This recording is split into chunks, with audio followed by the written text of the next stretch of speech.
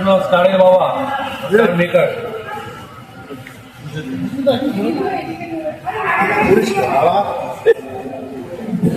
আমার জন্য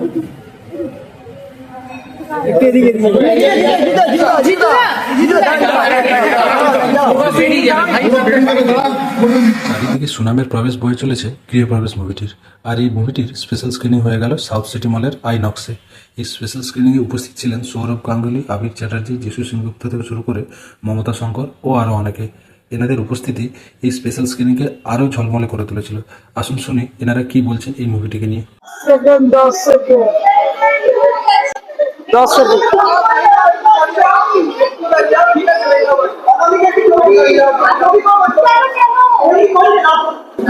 যখনই আসেন স্পেশাল কিছু নিয়ে আসেন, আশা করবো যে এই ছবিটা স্পেশাল স্ক্রিনিং সেখানে আমরা এসেছি। আমি নীলাঞ্জন, আমার এক ভাই পোখরাজ, আমরা এসেছি।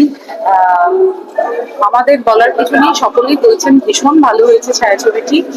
এখন দেখার জন্য আমরা অধীর আগ্রহে অপেক্ষা করছি। আমি শিওর ইন্দ্রদীপা তো অসাধারণ কাজ করেছেন, শুভশ্রীর এত প্রশংসা শুনছি, তথা সকলেই খুব ভালো করেছেন। এই সিনেমার মিউজিক অত্যন্ত মানুষের ভালো লেগেছে, সেটা নিয়ে আমি ভীষণ আশাবাদী। দেখি গিয়ে কেমন লাগে। 3 বছর আগে এটা গল্পটা শুনি এবং আমি কোভিডের সময় পর এবং এইটা আইডি চিন্তা ভাবনা অনেকদিন ধরে, এবং এটা ইচ্ছেও ছিল এবছর রিলিজ করবে ছবি বানিয়ে, ইনফ্যাক্ট লাস্ট ইয়ার ছবি বানিয়ে রিলিজ করবে। কিন্তু সেই সময় আমি জানি I'd went through a lot of hardship and all everything about making this film. তো আজকে এটা তৈরি হয়েছে এবং আজকে আমি ছবিটা আজকে দেখবো না, আমি শুধু আইডির সাথে ছবিটা দেখবো। তার কারণ এবং Jitu has done a fabulous job already শুনেছি। শুভর প্রচুর নাম হয়েছে এবং তার থেকে বড় কথা আইডির নাম হয়েছে প্রচুর। এবং আই বিলিভ ঋতুদা ইজ সামওয়্যার।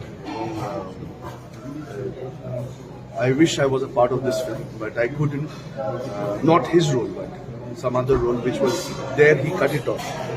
এটা আরেকটা রোল ছিল, সেই রোলটা নেই। না, তোরটাও না, সেই রোলটা নেই, ছবিতেই নেই। রোলটা তো হাইটে ম্যাচ করলো না।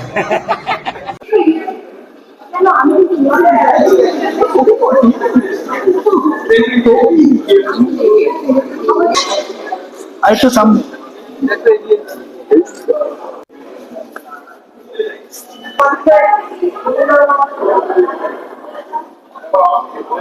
ছিলাম আমার মনে হয় যে আমরা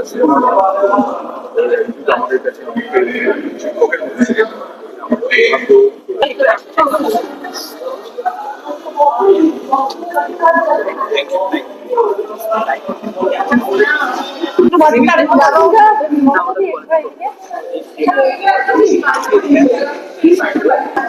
আমি না, আমাকে যে ছবিটা নিয়ে একটু কিছু বলছে, আমি বলছি প্লিজ আমাকে বলবে না, আমি খোলা মনে ছবিটা দেখতে চাই। তো আমি কোনো রকম কারোর কোনো রকম কথা শুনিনি, কোনো রকম লেখা পড়িনি, আমি জাস্ট নিজের এতে আমি ছবিটা দেখতে চাই। সেই জন্য আমি কিচ্ছু জানি না, আমি ছবিটা দেখার পরে আমি একটু দাঁড়িয়ে যাও এইদিকে সামনের দিকে পরে দেখে দাঁড়িয়ে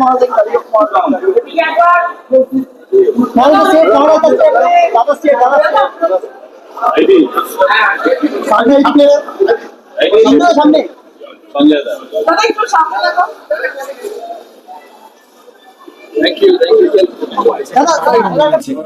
আমরা যদি খেয়াল করে দেখি যে বাড়িতে মানুষ বাস করে সেই বাড়ি কিন্তু দীর্ঘদিন ভালো থাকে, আর যে বাড়ি দারুণ বাড়ি কিন্তু সেখানে মন থাকে না, শুধুমাত্র আসবাব রয়েছে, সেই বাড়ি যত যত্ন করেই চাবি দিয়ে রেখে দিই না কেন তাতে শ্যাওলা ধুলো জমে, ফাটল পড়ে, মাকড়সা চলে আসে।